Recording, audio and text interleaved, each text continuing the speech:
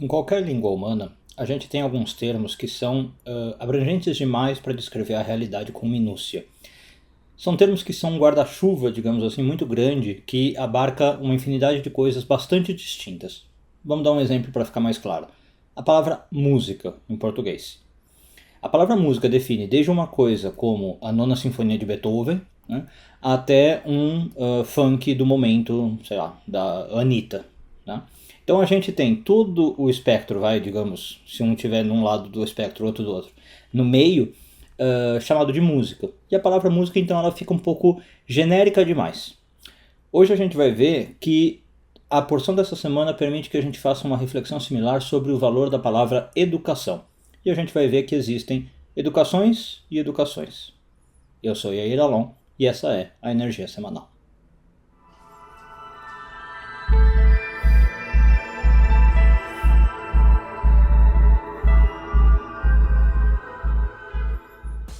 Pois bem, como eu disse na introdução desse vídeo, existe uma diferença muito grande entre uma educação verdadeira e uma, poderíamos chamar de pseudo-educação. Ou, se quiser, podemos até pensar nos professores. Professores de verdade são aqueles que incentivam as nossas habilidades. São professores que abrem a nossa mente e que incentivem que a gente pense por nós mesmos, que a gente tenha as nossas próprias ideias, que a gente abra a nossa cabeça para se permitir criar, mentalmente falando.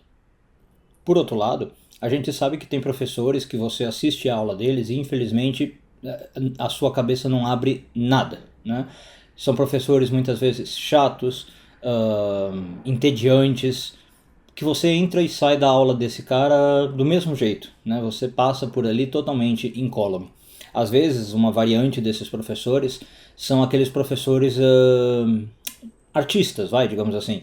Eles são muito engraçados, eles fazem piada, eles são professores show, né, espetáculo. Mas também, no fundo você não mudou nada, você só saiu de lá um pouco talvez mais divertido, mas não com a cabeça realmente aberta, que é o que a educação deve fazer. Qualquer pessoa que passou por escola, mesmo que seja um ano de escola, com certeza vai ter uma figura, né, um professor que marcou a sua educação.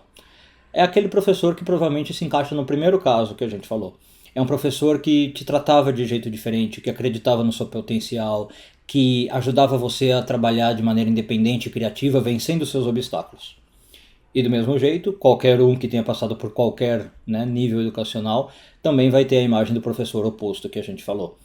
Você vai ter aquele professor que era pedante, arrogante, que só sabia fazer o discurso teórico e pronto, né? A preocupação social, digamos, a preocupação humana com o aluno era nula. Quando a gente fala de espiritualidade em especial, o assunto fica um pouquinho mais espinhoso, né? Por quê? Um professor de verdade na espiritualidade, ele vai te ensinar, claro, as teorias básicas, mas ele não vai ficar no dogma, né? Ele não vai ficar só vomitando palavras. Ele tem que fazer você crescer com as próprias pernas, né? Você dá os próprios passos. Um verdadeiro professor de espiritualidade vai fazer com que você veja a vida de um jeito diferente, com que você passe a questionar certos valores, com que você encare, por exemplo, textos sagrados de um jeito diferente, né? Ele faz com que você repense o seu valor de mundo. Por outro lado, os professores, né, pseudo-professores, são aqueles que vão ensinar uma espiritualidade no sentido de, olha, isso pode, isso não pode, faça isso, não faça aquilo. E eles vão fazer isso de maneira robótica, automática, às vezes nem porque eles sentem.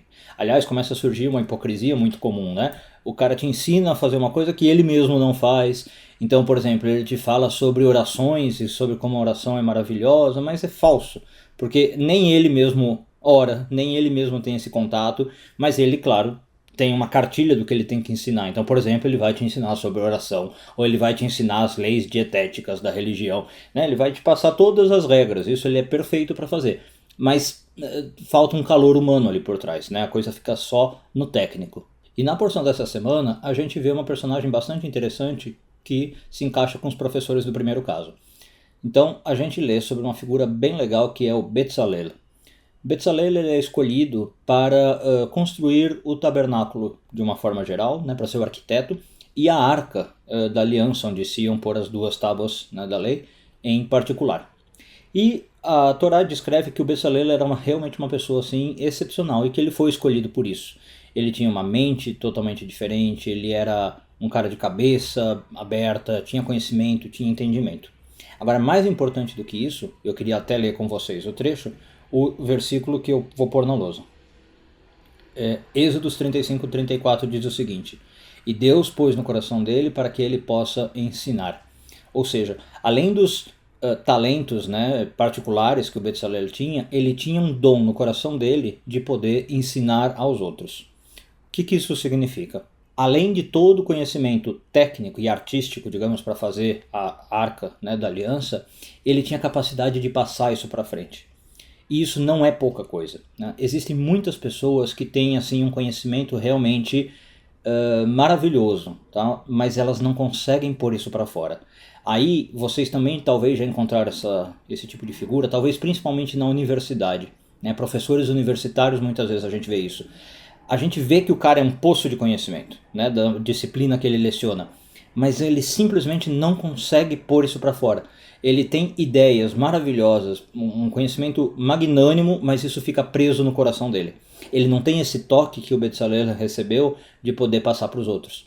Então Bezalel, além de todas as qualidades, ele conseguia passar esse conhecimento, digamos, de arquitetura, né, de construção, de engenharia, para os outros. Então ele conseguia fazer com que o conhecimento tivesse uma imortalidade, não ficasse parado dentro dele e não seguisse para frente, né? Não saísse para a sociedade. Então a gente vê esse tipo de professor que não tem o que tem Bezalel em todas as áreas, inclusive no religioso, no espiritual. Né? A gente vê grandes estudiosos realmente de espiritualidade, gente que tem uma compreensão muito bacana de mundo, mas ela não consegue pôr para fora. Né?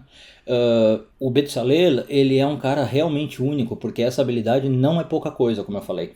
Você imagina um grande artista, vamos imaginar um Van Gogh, né? Que consiga passar toda aquela genialidade para frente. Então, ser Van Gogh já é muito bacana, né? Você, poxa, tem todo aquele conhecimento e você produz o que produz. Mas imagina se o Van Gogh ainda pudesse passar, por exemplo, esse conhecimento adiante para um discípulo dele. Como isso não seria valoroso? É exatamente isso que o Bezalel consegue. Além de toda a habilidade de, por exemplo, modelar ouro, né, trabalhar com metais, trabalhar com madeira, que é o que o tabernáculo era feito, ele conseguia passar esse dom divino para os outros, esse dom realmente divino para os outros. E o que importa toda essa discussão para nós, né? Você pode estar pensando assim, bom, mas eu não sou professor, eu não dou aula de nada. Você se engana. Todos nós somos professor em alguma situação.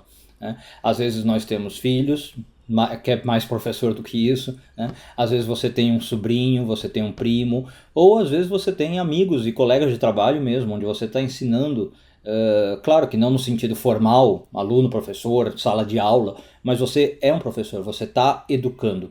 E é bem interessante a gente pensar que tipo de educador você é. Você é um cara que realmente põe vitalidade nas palavras que você expressa, você reflete a essência ardente daquilo que você está ensinando, ou você fala por falar porque você aprendeu, né, você ouviu, a frase fica bonita, soa bonita, então você solta isso como um discurso retórico. Né? Ah, é bonito, então eu vou falar que a ideia é essa, mas no fundo você nem acredita naquilo, no fundo você nem sente isso. Quando você vai falar, por exemplo, né, você está preocupado, será que com aparências, com como a pessoa vai me ver, como a pessoa vai me ouvir, como está meu cabelo, como está minha roupa, não sei o quê, ou você está preocupado com a essência da mensagem, a essência do conteúdo, né? Infelizmente tem professores e educadores que estão preocupados, como eu falei, com a aula show, de estar assim, as luzes maravilhosas, o som perfeito, o cabelo, o figurino maravilhoso, mas o conteúdo é fraco, né? Ou às vezes não é fraco, mas não tem essa conexão que eu estou falando para vocês, esse lado humano.